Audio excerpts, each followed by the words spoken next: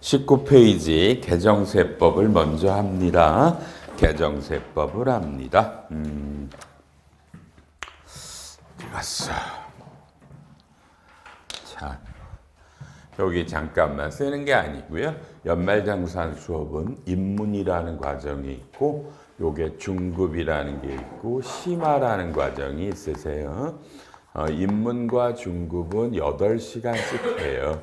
심화는 16시간이고요. 요 반이 입문이고, 중급이고, 입문반은 또 따로 있고요. 책은 똑같아요. 근데 아무래도 16시간 하면 사실 다 하죠. 그래서 오셔서 수업은 이걸 듣지만 복습은 뭐 중급을 들어도 이걸 다 열어드려요. 그러니까 앉아 계신 분 집에 가셔서 16시간을 듣고 싶으시면 이걸 들으시면 우리 오늘 수업에서 안 했던 얘기들도 다 나갑니다. 절대적으로 여러분 심화과정을 들으세요. 연말정산을 여러분 8시간 수업을 한다. 그래서 연말정산을 한다라는 건 다 아시나요? 이건 있을 수가 없는 일이에요. 이해하세요? 이해 잘 안 되죠? 오늘 오신 여러분도 연말정산은 그냥 왜 한두 시간이 아니라 8시간 하나, 저 사람은 왜 16시간을 들으라구나, 이해 안 되겠네요. 여러분 집 머릿속에 연말정산은 AI가 하는 거죠. AI가. 그 생각이 얼마나 잘못된 건지를 한번 알아보세요. 연말정산은 인간이 하는 겁니다. AI가 하는 게 아니에요. 복습 동영상 얘기를 드렸습니다. 먼저 어렵지 않게 간단하게 연말정산이 뭐가 바뀌었나 먼저 볼 거예요. 참 여러분 이 중급 과정을 하잖아요. 그럼 상당수가 입문은 안 듣고 이거부터 들어요. 뭐 그럼 어려울 수밖에 없는 거고요. 그렇죠? 연말정산을 처음 하시는 분이 중급을 들면 당연히 어렵잖아요. 뭘 하는지도 모르는데 그냥 와서 들으니까. 그냥 들어요. 그래도 심화 들으면 다 해결이 되니까. 빠른 시간 안에 할 거예요. 개정세법은요. 1번에 거주자 판정 기준이라 그래서 오른쪽에 이 과세 기간에 걸쳐 계속해서 183일 이상 거소를 두면 거주자래요. 거주자, 비거주자 얘기는 이따 할 건데요. 지금 보지 말고요. 네, 이런 게 바뀌었대요. 여러분한테 너무 어려운 얘기예요. 그냥 알아놔요. 여러분, 거주자, 비거주자라는 단어는요. 우리나라에 아는 실무자는 없다고 보시면 돼요. 제 말 이해했어요? 아는 사람 없어요. 회계사, 세무사요? 역시 없어요. 그러니까 여러분 들어도 모르고요. 근데 그런 게 뭐가 바뀐대요. 그럼 어떡하라고요? 가끔 여러분 윗분들이 물어봐요. 여러분에게 이 사람이 거주자 같니? 비거주자 같니? 물으면요. 들어보시고요. 저한테 물으세요. 거꾸로. 제가 알려드릴게요. 상담해 드릴게요. 다만 여러분 뭐가 법이 바뀌었대요. 중요한 거 아닌데 맨 마지막에 적용 시기. 언제부터 바뀐대요? 내년이라고 써있죠. 맞죠? 이런 게 중요한 거예요. 법이 바뀌면 이게 언제부터가나 중요한 거예요. 여러분 내년부터 가는 거예요. 내년부터. 그러니까 거주자 비거주자 여러분 고민하지 말고 들어요. 넘기시고요. 2번 안 봐도 되고요. 3번 이미 아시죠? 여러분 3번은 오른쪽에 적용 시기부터 보세요. 언제부터 바뀌었대요? 작년이죠? 이런 게 뭐냐면 법이 작년 연말에 바뀌어서 바로 작년부터 소급 적용한 거란 말이에요. 이해하셨어요? 이런 게 제목 어렵지 않잖아요. 그렇죠? 여러분들이 남편이나 부인 입장에서 어린애를 태어나셨어요. 회사가 너무나 축하해서요. 출산 지원금을 준단 말이야. 오케이, 그죠? 이런 게 비과세란 얘기예요. 참 좋은 제도죠, 그죠? 회사가 주면 비과세래요. 어려워하지 말고요. 하나만 물어볼게요. 동그라미 1번에 여러분 근로자라고 나와 있다. 오른쪽에 봐요? 맞아요? 근로자라고 써 있죠, 그죠? 근로자 본인이나 배우자 출산이에요. 칠판 보죠? 살짝 질문해 볼게요. 여러분 회사 가면 관리 담당 임원이 있죠? CFO라고 부르는 사람 맞나요? 그 사람이 애를 낳았어요. 회사가 1억 원을 줬어요. 빨리 얘기해. 그 사람은 비과세예요? 과세예요? 지금 법에 근로자한테 주는 게 비과세라고 돼 있죠? 그 CFO는 근로자야 아니에요? 아니에요? 아니 이게 작년에 나왔다고 그랬죠? 법이 그죠? 1년 됐죠? 맞아요? 근데 이것도 몰라요? 1년 된 법을? 이런 건 답답한 거라고 그래요. 여러분 주로 HR이에요? 인사총무 맞아요? 인사총무는 이런 것도 내부에서 검토가 안 돼요? 누구한테 여러분 회사는 출산지원금이 없어서 검토를 안 했어요? 그럼 할 수 없고요. 칠판, 순간 뭘 느꼈어요? 창피한 거 못 느꼈어요? 법이 바뀐 지 몇 년 됐다고 그랬어요? 1년이나 됐죠? 맞죠? 1년이나 됐죠? 근데 여러분은 HR이면 알아야죠, 이런 걸. 이런 걸 1년 지나서 배우러 와요? 그럼 잘못된 거예요. 알았나요? 이따가 배우시면요. 지금 여러분, 우리는 소득세법이라는 걸 배우죠? 소득세법의 정의에 보면 근로자에는 별말이 없으면 임원이 포함한다고 돼 있어요. 그럼 들어가 안 들어가요? 들어가죠? 그런 걸 배우는 게 이런 걸 배우는 게 실무 수업이야. 이해했어요?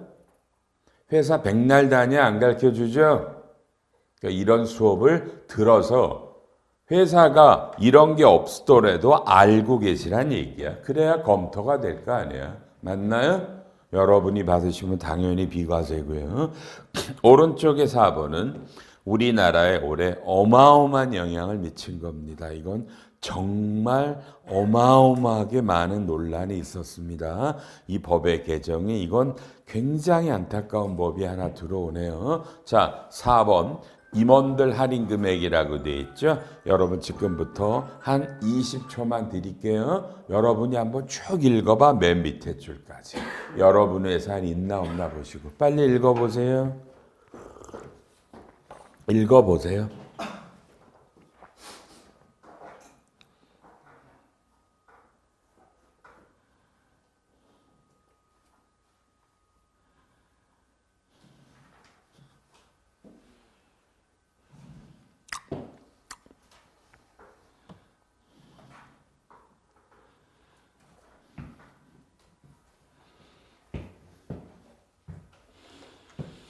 올해 연말정산 관련 세법 중에 가장 어마어마한 세법이 하나 나왔어요. 칠판 보세요. 여러분은 현대자동차에 다녀요.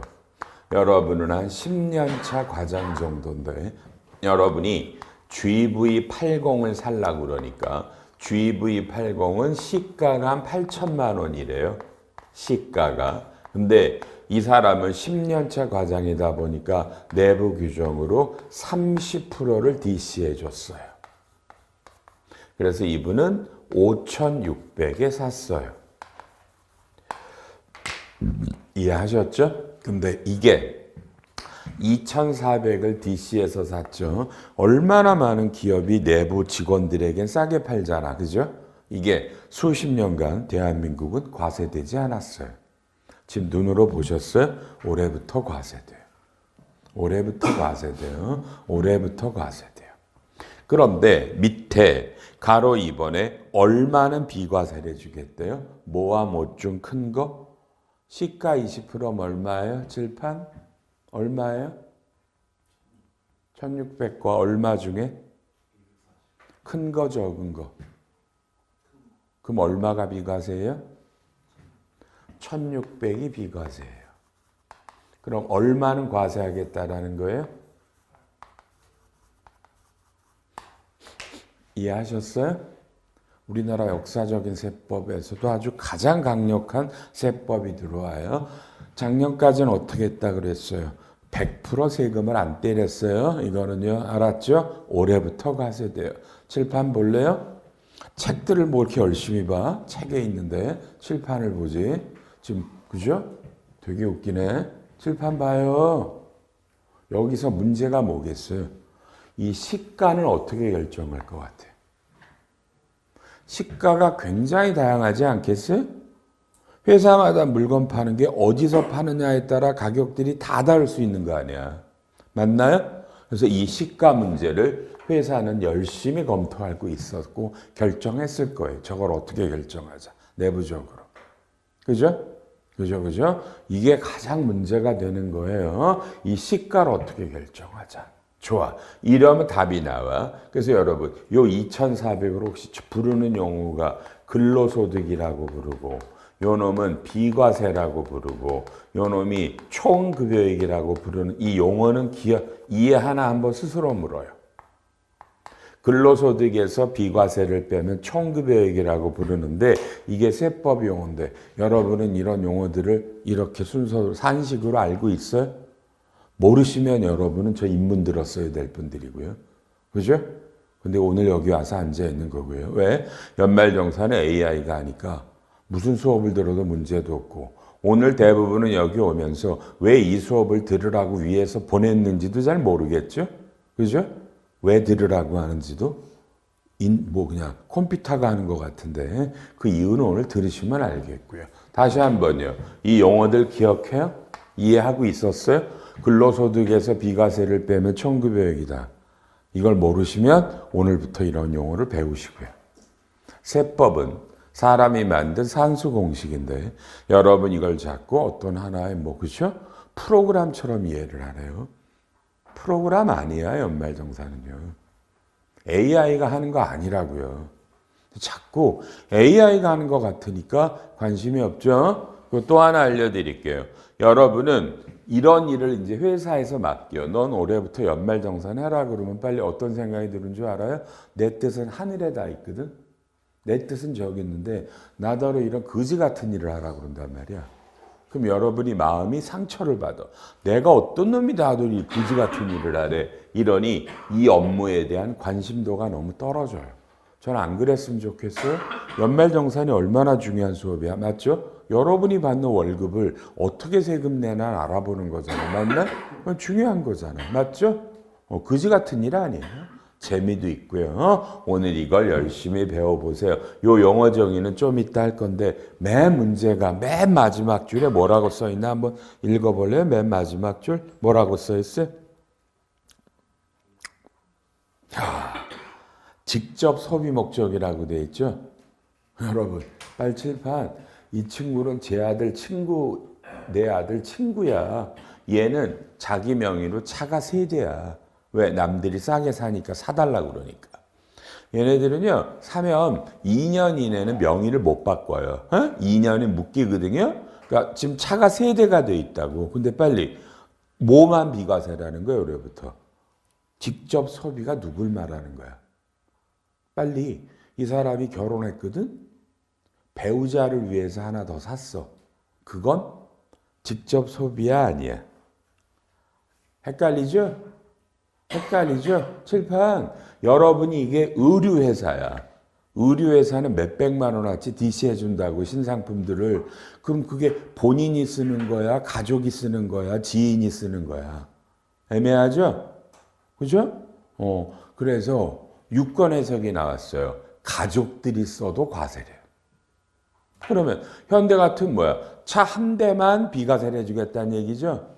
그죠? 유권 해석이 나왔다고 최근 한 2달 전에. 이해해요? 세법이 이런 거야. 그렇죠? 세법이 이런 거야. 지금 거기다 쓰고 싶어? 유권 해석으로 가족은 과세라고? 나왔다면 이 책에 있겠어 없겠어요? 빨리 있겠다고 그래봐. 있겠죠? 근데 왜 써?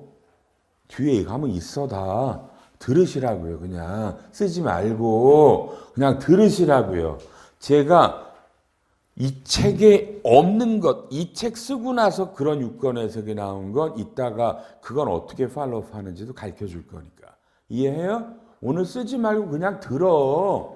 근데 여러분은 뭔가를 붙잡고 써야 막 마음이 안정적이지? 그지? 예, 그 습관들 버리지 그래.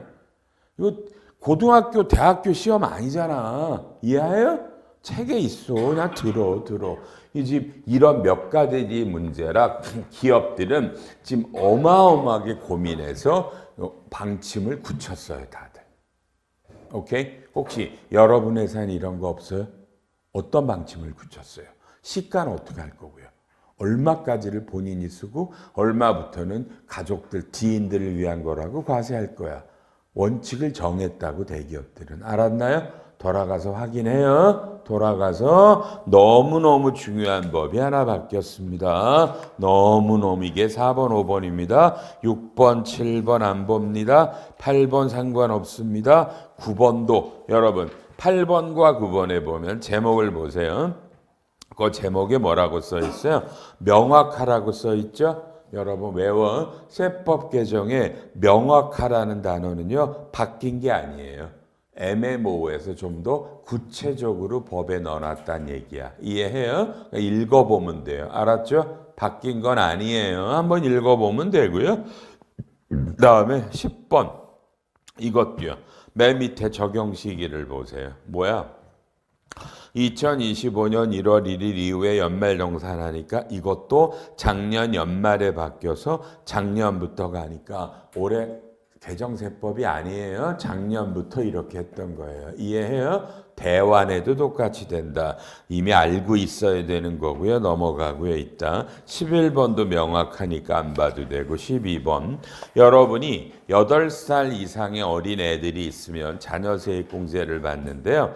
작년보다 애 하나당 10만 원씩을 올려줬어요. 잘한 거죠? 애들 키우면 돈이 많이 드니까 자녀세액공제가 10만 원이 올라갔고요. 오른쪽에 기부금을 하면 1,000만 원까지는 15% 세금 빼주고 1,000만 원 넘어가면 30. 작년에는요. 3,000만 원 넘어가면 40%를 빼줬거든요. 이 40% 세액공제율이 폐지됐어요. 너무 간단해요. 좋은 일에다 기부하시면 1,000만 원까지는 15%를 세금을 빼주고요. 넘어가면 30%를 빼줍니다. 40% 세율 없어졌어요. 그 다음에 14번 안 봐도 되고요. 15번, 16번, 17번, 18번. 아우 납세조합 여러분 가입할 필요 없는데 맨 마지막 줄에 납세조합이라는 거 가입하면 옛날에는 5% 세액공제를 해줬는데 올해부터 3%래요. 아마 한 분도 없을 거야. 납세조합 가입한 분이. 이런 거 필요 없겠지만 그냥 봐놓고요. 19번에 전자기부 영수증 오른쪽에 5초만 잠깐 읽어볼래요? 뭐라고 써있나? 뭐라고 써있어? 5초 끝. 좀 있으면 간소화 자료라고 열리는 거 정도는 알죠, 그죠? 간소화가 열릴 때 가장 많이 안 나오는 게 기부금이거든요. 근데 올해부터는 기부금이 대거 간소화 전산에 뜰 거예요. 법을 받아서 기부금을 받은 단체가 1년에 3억 정도가 넘는 기부금을 받으면 이제 전자기부금 영수증을 띄우면 이게 간소화에 뜬다는 얘기예요. 알았죠? 다만 다 뜨는 건 아니죠. 아직도 조그맣게 기부받는 데들은 종이로 기부금 영수증을 주니까 그래서 상당히 많이 간소화에 뜰 거예요. 20번 안 보셔도 돼요. 21번도 그렇고요. 22, 23, 24. 와 아무것도 중요한 게 없네요. 24 이것도 바뀐 것도 없고 25번은 좀 어렵네. 뒤에 가서 할게요. 5년이 3년 이상인데 조금 넘어가 주시고요. 28번 여러분 이건 너무나 그동안 잘못된 법이었어요. 왼쪽에 보면 경력 단절 여성이라는 분이 있어요. 그래서 여러분 회사가 미안해 중소기업만 해당이 돼요. 여러분이 중소기업인데 경력 단절 여성이 들어오면 이분에 대해서 그쵸 세금을 좀 감면해 주거든요. 근데 여러분 봐봐 경력 단절 여성이니까 뭐예요? 결혼해서 여성이 애를 낳고 애를 키우기 위해 회사를 그만두고 일정 기간 후에 사회에 다시 나오는 경우를 말하거든요. 그렇겠죠? 여러분 에브리바디 대답. 이걸 굳이 그죠? 꼭 남성 여성을 가릴 필요가 없잖아요. 그래서 올해부터는 남성도 돼요. 다만 자꾸 말하는데 중소기업만 되는 거다. 알았죠? 일반 기업은 안 돼요. 중소기업만 되시고요. 그 다음에 얘의 가장 거대한 문제가 뭐예요? 이 여성이 옛날에 다니던 회사를 그만두고 몇 년 있다 새로운 회사로 들어갔죠? 그 새로운 회사가 옛날 회사랑 동일업종이라는 요건이 있어요. 오케이? 웃기죠? 빨리. 동일업종. 그래서 그 업종을 오른쪽에 폐지했어요. 그래서 쉽게 작년까지는 경력 단절 여성이라는 이름에 해당이 돼서 이런 혜택 보는 사람이 그냥 제 생각엔 그래. 한 명도 없었을 거예요. 법에만 있지. 근데 올해는 뭘로? 남자로 바꾸고 동일 업종 요건을 폐지했기 때문에 꽤 많은 이런 사람이 있을 수는 있다고 봐. 알았나요? 잘한 거죠? 근데 이게 중소기업만 된다는 거고요. 일반 기업은 안 돼요. 고향사랑 기부금이라고 여러분도 많이 해봤어요. 고향사랑 기부금이 오른쪽에 보면 총 500만 원까지 되는데 이게 좀 인기가 있었대요. 그래서 올해부터는 2천만 원까지 세액공제를 해주겠답니다. 고향사랑 기부금 알았죠? 그다음에 위에 특별재난지역에다 고향사랑 기부금 내시면은 30% 세액공제를 해줍니다. 원래 15%인데 특별재난지역 뭐 들어봤죠? 작년에 무항공장인가가 뭐 비행기 떨어져서 그쪽이 재난지역으로 선포되고 그랬었죠? 그런 게 하나 바뀌었고요. 노란우산공제는 보지 마세요, 여러분요.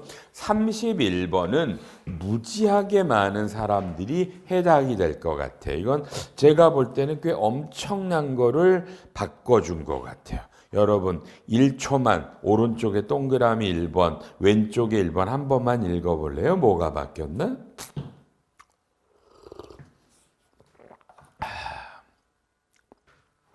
이제까지는 이게 청약저축은 누구나 들 수 있는데 세대주만 들 수 있단 말이에요. 들 수 있단다. 소득공제가 됐다고. 근데 여러분 얼마나 많이 요새는 최근에다 뭐야 남자든 여자든 다 거의 맞벌이잖아. 맞아? 남자도 청약저축 들고 부인도 청약저축을 든단 말이야. 근데 둘 중에 누가 세대주냐에 따라 세대주만 되는 거야. 그 상대방은 안 되는 거야. 오케이? 근데 칠판 봐야지 순간 그 세대주가 그 사람이 근데 근로소득자가 아니야. 그러면 청약저축은 들 수 있지만 소득공제는 근로소득자만 받을 수 있단 말이야. 그러면 세대주가 못 받잖아. 그럼 세대원도 어차피 못 받잖아. 원래 법이 세대주만 받으니까 올해 그걸 열어줬단 말이야. 예? 근데 그 세대원이 그 세대주의 배우자가 근로소득자고 그 배우자가 청약저축을 가입하면 이제는 세대원이었기 때문에 못 받았는데 이제 올해부터는 된다 이거야.